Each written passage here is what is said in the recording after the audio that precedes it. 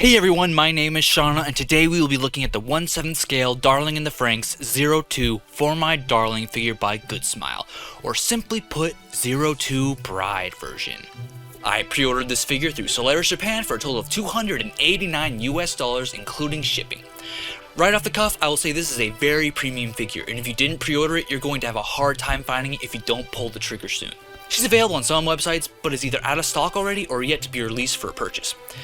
To get right to the point, if you're on the fence about buying her, I'll say if you're a big 02 fan and have plenty of cash on hand, I'm talking over $300, get her before your chance is gone. I don't see a rerun happening, but Good Smile has surprised me before with other reruns. I'll cover more on the value of the figure at the end of the video. For the rest of you who are here to see the figure in more detail, let's get started. I usually start with the box, but I don't want to waste your time. This will be a more serious review than what I usually do because this figure requires forking over some serious cash.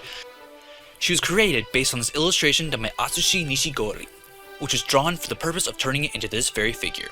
The website isn't clear on if you receive it no matter which version you buy or if it's a pre-order bonus only, but I'm assuming it comes with every product. It is also written in Japanese, and my fluency is nowhere near good enough to tell you guys what it says.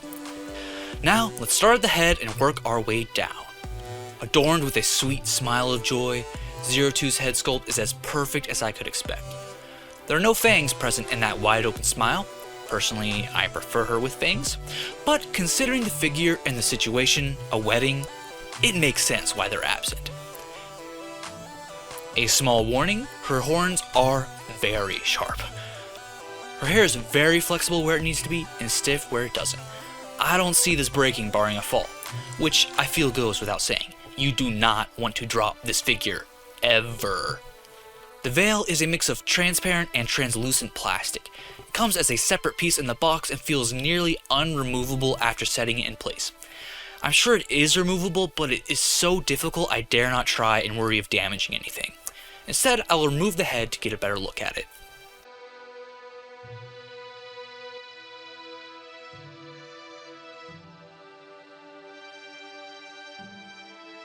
Let's move down to the torso and the arms.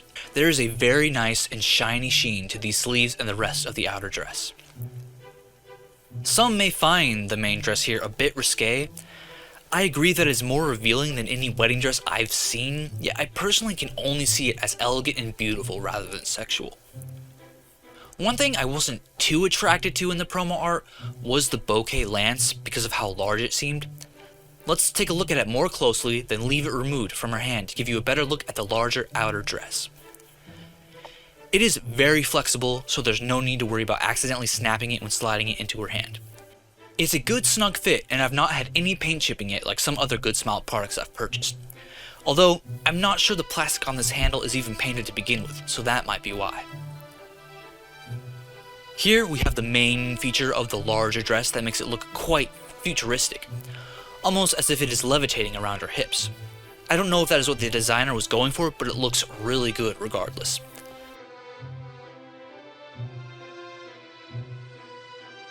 Here's the dress from behind. A lot of movement is being sold here. I find it very believable. She really does appear to be walking into a strong breeze. Now let's go further down to her legs. I know some of you are curious, so here's the lowest angle.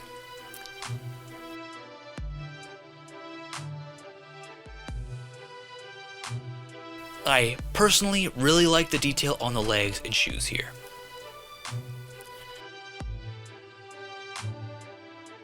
Now I'll let the music roll and give you some more angles and various shots.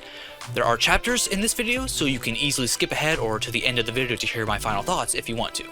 Or check the description for timestamps.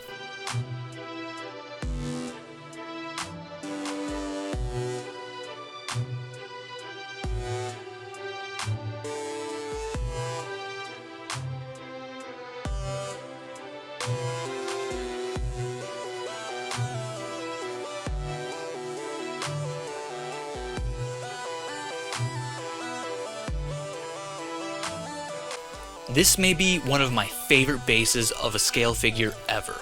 I'm really glad they went all out instead of a plain, flat, thin piece of plastic like some of my previously most expensive figures.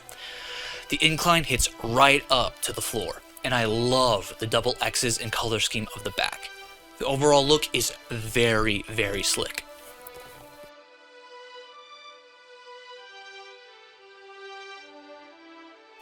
A small plastic support is also included. It does not peg in or attach at all, which can be a bit frustrating at times, but I'm glad they included it because there is a lot of weight here that should not be supported by only her leg. I know some people care about this a lot, but I'll be brief. Check out my unboxing video if you want to see it more in detail. It is a very, very nice and slightly holographic box. Here is the included instructions in English and Japanese. One of the biggest barriers of entry to owning this figure, aside from the cost, is simply the size.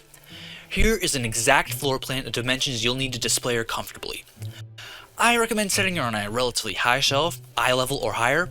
However, this is only my preferred angle of viewing her. Now we'll compare her to some of the more common figure sizes. 1/4 scale Harui bunny version by Franxx. I would have liked to compare 02 to her own 1/4 scale bunny version by the same company, but another $300 for that just was too much for my wallet. 1/7 scale Minato Aqua by Kotobukiya, review coming soonish.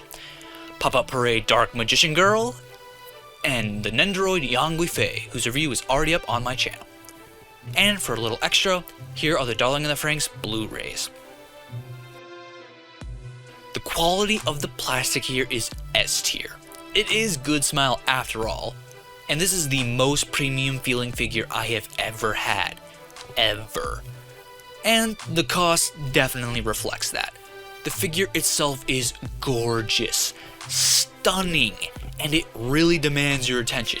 I have zero complaints as to the actual figure herself. I know I complained a bit about the small stand that's included, but it really only was annoying during the review process. Otherwise, there's no problem with it. In the end, this is an S tier figure, if not S+. I could sing her praises for much longer, but I really want to keep this video concise and to the point. So, to the value. If you did not pre-order this figure, from what I've seen so far, you will not get away with paying well over $300 for her, unlike my $280 spend. Is that worth it? That depends on your own budget and love for 02.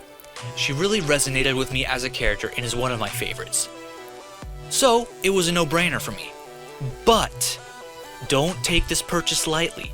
She is, in the end, a giant piece of plastic. Self-reflect on your life and your wallet before shelling out the cash. I was in a financially fortunate place when I purchased this figure. I paid upfront, except for some of the shipping costs later, but I honestly could not afford her if I had to hand over that cash right now, and would have to pass on her despite the praises I'm singing. I would love to recommend this figure to any collector out there, but that would be irresponsible. Unless you are a hardcore collector and love 02, you're gonna have to pass on this and save your money. It is top tier, but you really have to consider the price to afford these top tier figures. Well, that concludes this review, and I wish you all the best in your endeavors of collecting anime figures. And life too, I guess. I hope you enjoyed, and I'll see you in my next review, which will be Inugami Korone from Hololive Gamers. I got her as of writing this video and decided to give her priority because I do like to focus on Hololive figures as they are some of my most favorite. Thank you again, and I'll see you, hopefully, in that review. Subscribe if you want to see it. Farewell, my friends.